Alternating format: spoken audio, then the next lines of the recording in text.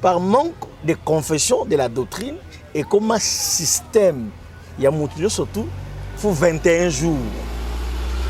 Dans la Bible, et dans la pratique, c'est comme si ça force la délivrance.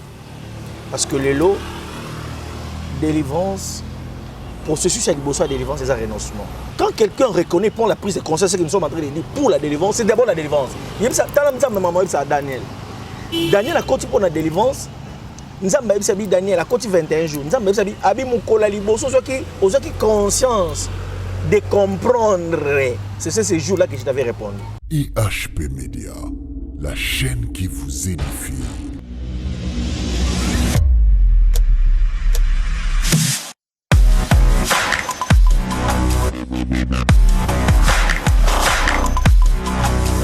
Voilà, Mbote balandi émission na biso bana nzambe nyonso ba chrétien na ba chrétienne. Voilà, merci beaucoup.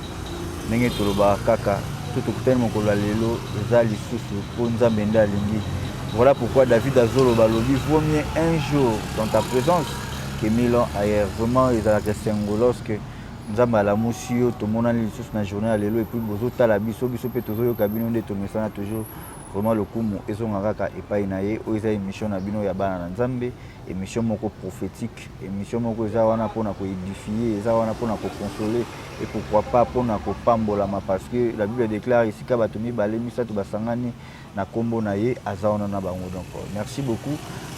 Devant moi je suis avec un serviteur de Dieu, un homme de Dieu au nom de l'apôtre Ndanou, l'immortel.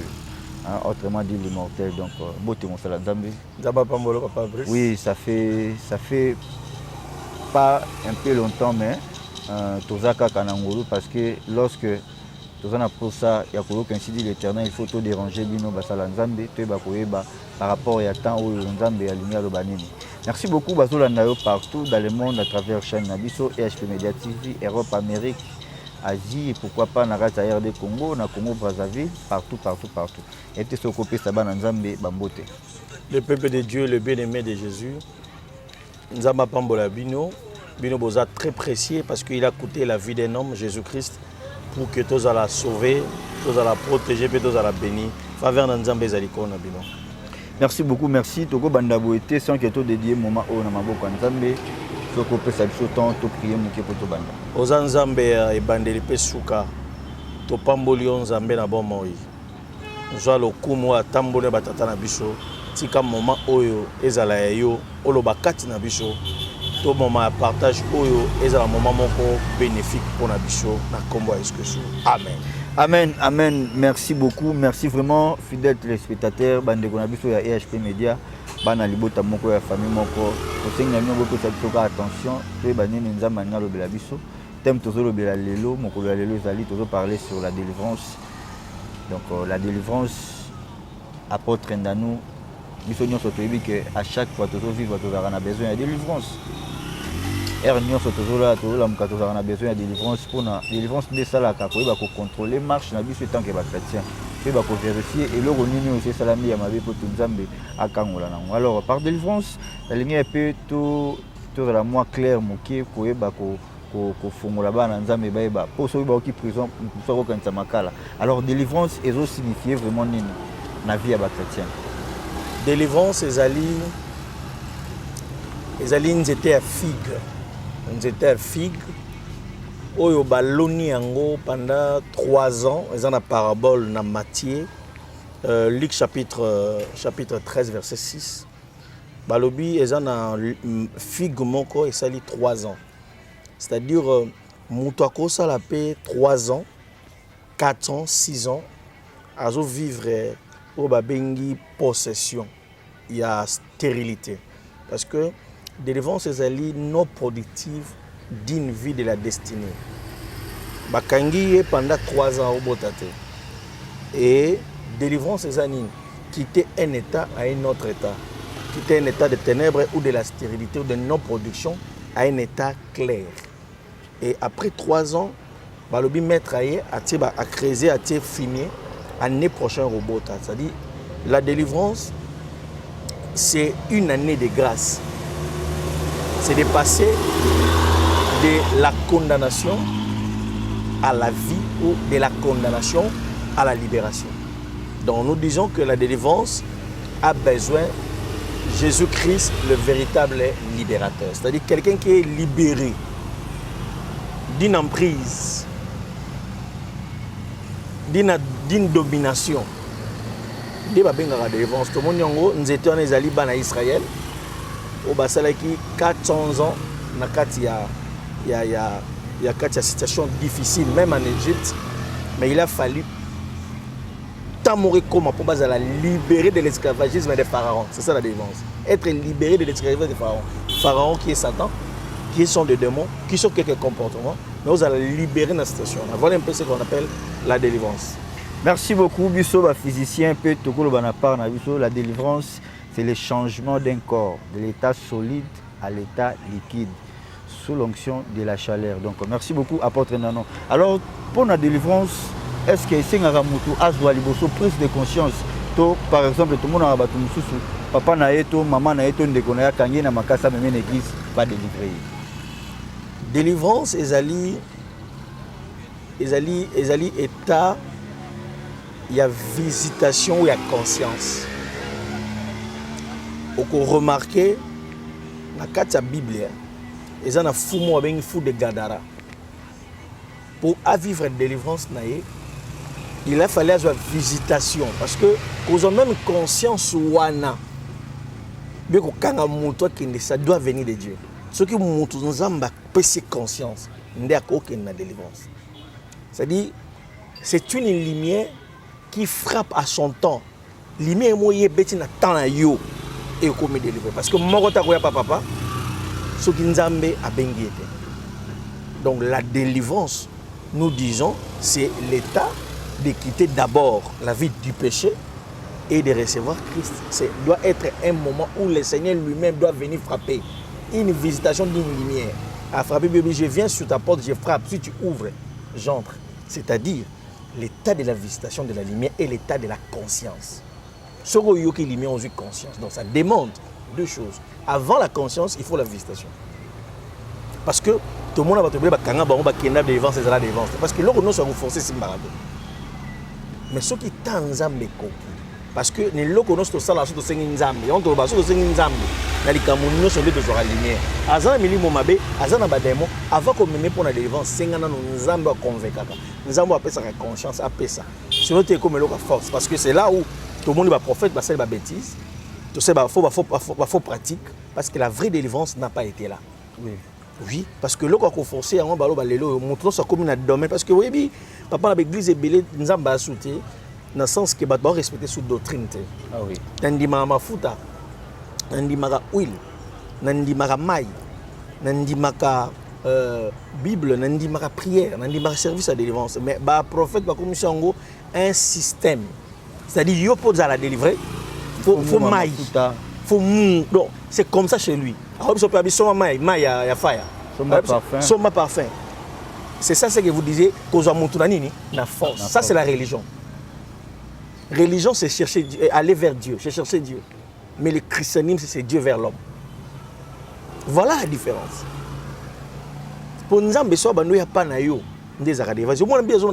je viendrai, je vous rencontrerai, Dieu doit lui-même venir, c'est ça le christianisme. La religion c'est l'effort de l'homme. Tout le monde a Donc voilà, merci beaucoup apôtre, merci vraiment. Alors quels sont les processus de la délivrance? Parce que la délivrance, ils ont autocantaranamitu. Donc autocantaranamitu, il faut bien.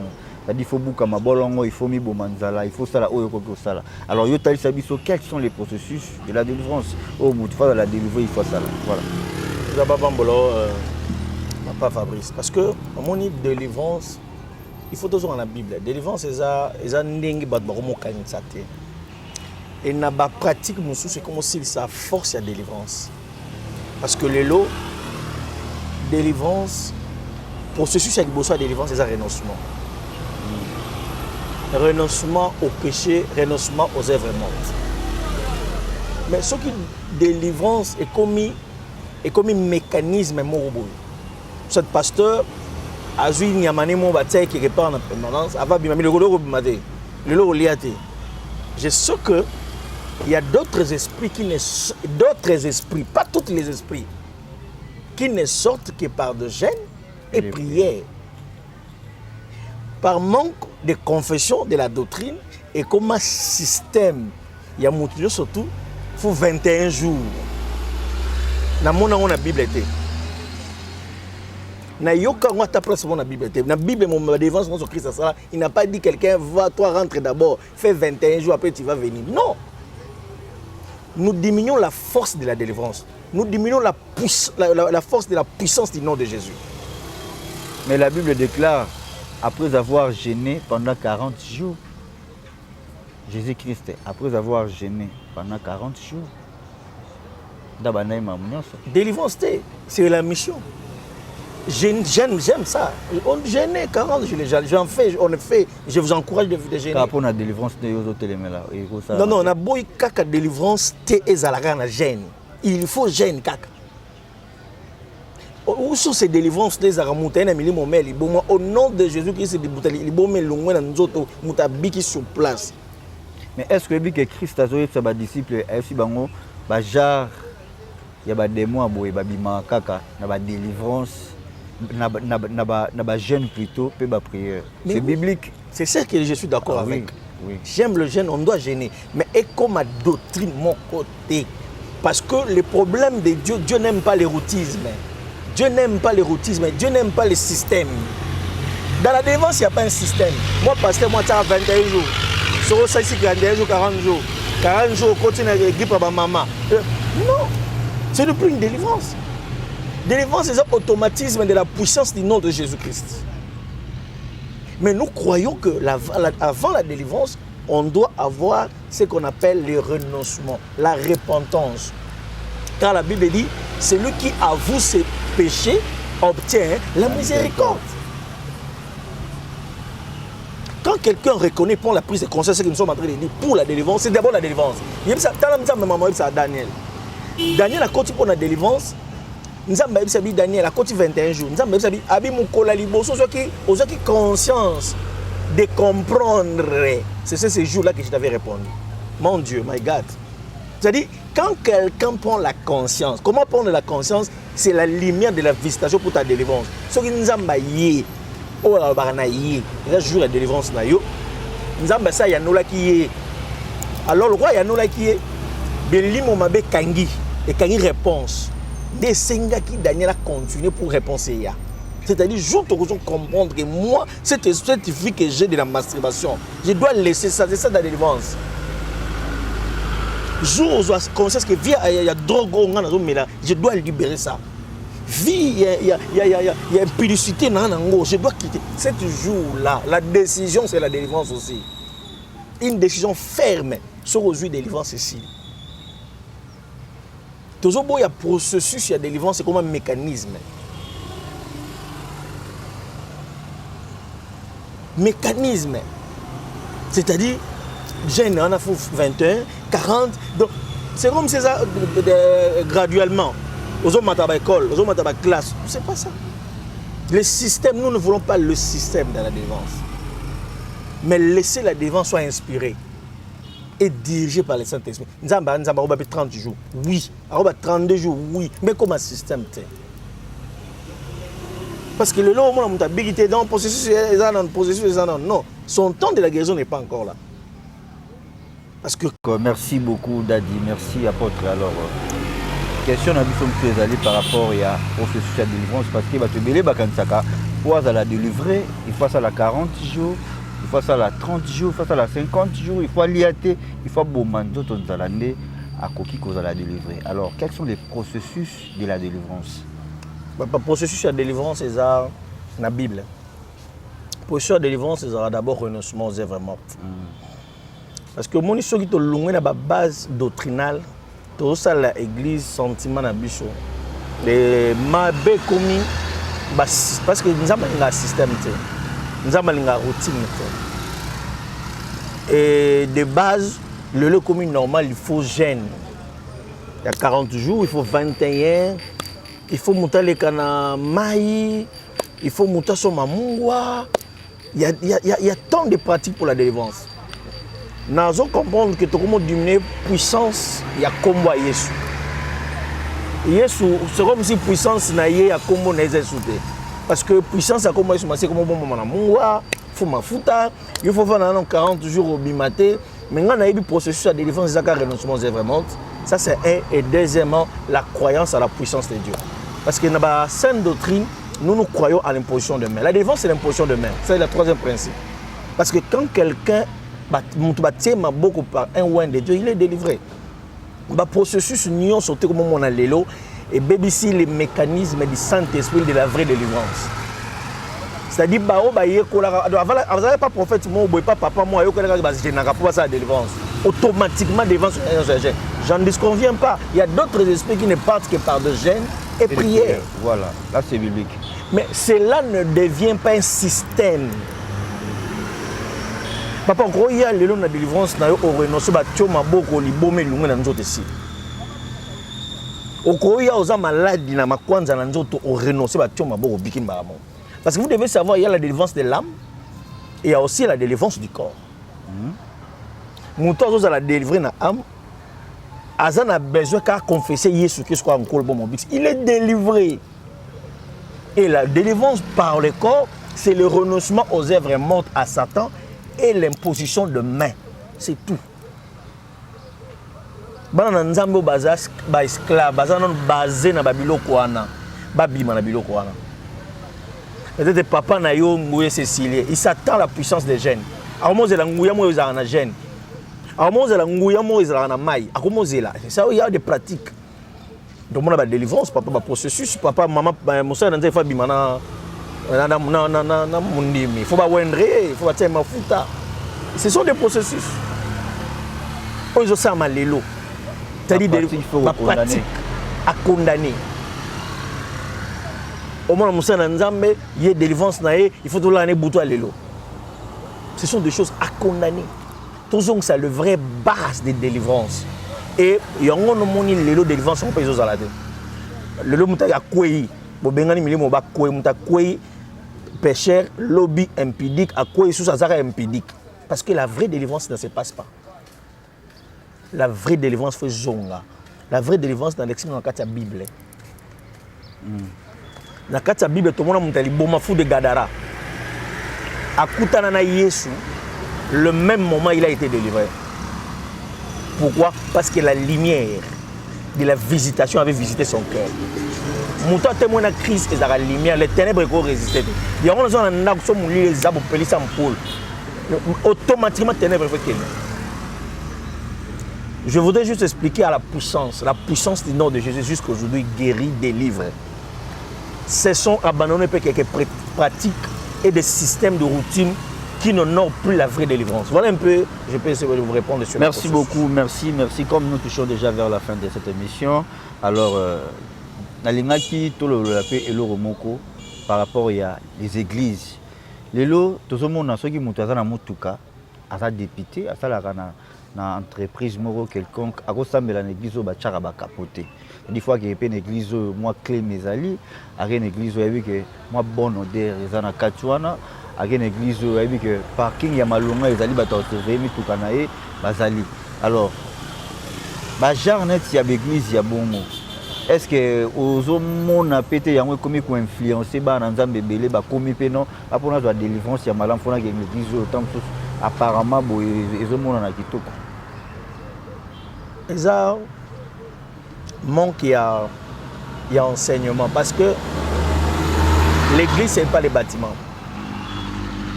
L'église c'est là où le saint, le racheté qui sont sauvés, qui sont ensemble. Et t'as la ni tol, et t'as la ni bâche, et t'as la ni climatiseur. L'église, ce sont des gens hors du monde, des gens que Dieu a attirés. Oui. L'église en lui-même garde la vraie délivrance et la vraie puissance. La Bible dit à l'église primitive, il y avait ceux qui étaient sauvés, délivrés, mais l'église délivrés. Ils n'attendaient pas les bâtiments, Dieu n'est pas dans les bâtiments. Dieu n'est catholique, Dieu n'est protestant, Dieu n'est église de réveil, Dieu n'est pas kimbaniste, mais Dieu est Dieu. Surtout quand nous avons par rapport, il y a l'impression, il n'y aura pas la délivrance. Plutôt, Il y a d'autres églises que nous négligeons aujourd'hui. C'est là où ça cache la vraie puissance de Dieu. Là où il n'y a pas encore les mélanges. Mais l'apparence, c'est ce qui s'est passé avec Samuel, le prophète. Azui Ouil a tel gabarit à Oliab, le nez de David. Il a vu ce qui frappe aux yeux. Le plus grand problème aujourd'hui de la vraie délivrance, c'est ce que les gens cherchent à voir. Kuna délivrance des alara. Kuna puissance des alara. C'est-à-dire, les gens veulent voir. Kuna na ibata pas mola bata ami libanda. Pasteur on a voyagé à Montouka. La vraie bénédiction c'est pas les matériels. La vraie bénédiction c'est l'intérieur délivré. C'est là où toujours l'auto expliqué que la vraie délivrance, ça se passe là où il y a la présence de Dieu. Dieu n'est pas influencé, il n'est pas Oliab. Écoutez, même un prophète peut se tromper, mais le Saint-Esprit ne se trompe pas. Amen. Samuel a se trompé dans Oliab, dans la grandeur, mais le Saint-Esprit ne s'était pas trompé. Mais un petit de taille, plus âgé de la famille, l'esprit saisit Samuel. Il dit, l'esprit Samuel, où est-il? C'est ça la vraie présence de Dieu pour la délivrance.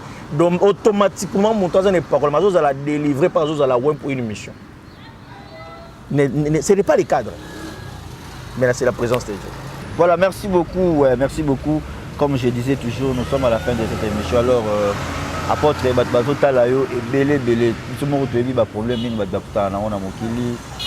des maladies, des problèmes financiers, des problèmes à Mukanda, en Europe. Ils ont vraiment belé, voire même Yomoro Naïb, tout ça, il y a appel Moussous. Il y a des sali 21 ans, 30 quelques à Mukanda. Alors, Moutabongo a coûté Nayo, aux dans le domaine, il y a de délivrance. Avant la besoin sur la norme PV, donc ce qu'on peut ça y est, P numéro et puis au répondre biso ce qu'on ça la nini na Moutabongo. Merci beaucoup. Zaba Pambola, papa. Merci. La ligne juste topé un numéro sur WhatsApp, c'est plus 243 99 48 597. Plus 243 89 91 84 296, je répète, plus 243 99 48 597 et plus 243 89 91 84 296. Merci beaucoup, merci fidèles téléspectateurs, merci, un grand merci à Fibo Kibonge, papa na Bresley, Bambo TV Place aux Alliés et pourquoi pas la celle qu'on appelle Ormeline Luzolo, poupée blonde originale et sans oublier Maman Jackie na Lille. Pour Maman Jackie na Lille, na France, na monnaie directement. Maman Francis Kampoka, Maman Noéline Poka. Donc voilà, quant à moi, je salue Diogo Kibonge, Babi Diogo Kibonge, les grands joueurs. Donc Batikaro, Papa Nachley, Bambo Tebele, Place aux Alliés. Et pourquoi pas Abel Mwamba. Hein? Abel Mwamba. Donc Bambo Tebele, Place aux Alliés, les grands Diogo. Et puis sans oublier Godji Lampang, il a des SMP Balobi. Nembo, il était né avec un ballon dans ses pieds. Merci beaucoup, Place aux Alliés. Donc Belchik Inouani. Maman na Jaël Poka, maman na Yansmine Poka, donc merci beaucoup na bino nyonso maman Isabelle na Italie, Bambo Tebele Place aux Alliés, vraiment merci pour notre prière na bino, de besoin continuer toujours pour soutenir Bisso. Et pourquoi pas Montréal, l'équipe technique, je salue Cordoy Bumba les coachs et puis na Bosani Tété, Montréal, Nathan Mwamba, et savoir le mieux faire. Donc la confiance, là où se repose la confiance. Donc là où se repose ma confiance. Donc merci beaucoup. Les beaux monde qui toquent grâce à alors apôtre n'habité na rotiki la yo au sambela pour na bana. Merci beaucoup. Zamba Pambola papa, tu au sambela. Je crois qu'on a besoin de délivrance et la vraie délivrance c'est de croire. Et là où tu es, na lingo simba place aux alliés, aux a des problèmes, tu as des difficultés, la puissance de Dieu peut arriver là où vous êtes. Dieu n'a pas de frontières. Ferme les yeux, je vais prier avec toi. Dieu de miracles, Dieu de puissance, le Dieu de la Bible et le Dieu des apôtres. Je prie au nom de Jésus. Na muta zolandanga aza cloué na malade. Na muta zolandanga il est désespéré, il est combattu, assujetti par le démon, par la maladie. Nous déclenchons la puissance de l'onction et comme ma place Azali au nom de Jésus-Christ de Nazareth. Je crois à ta délivrance et je crois à ta guérison. Recevez cette faveur. Ainsi nous prions, nous disons Amen. IHP Média, la chaîne qui vous édifie.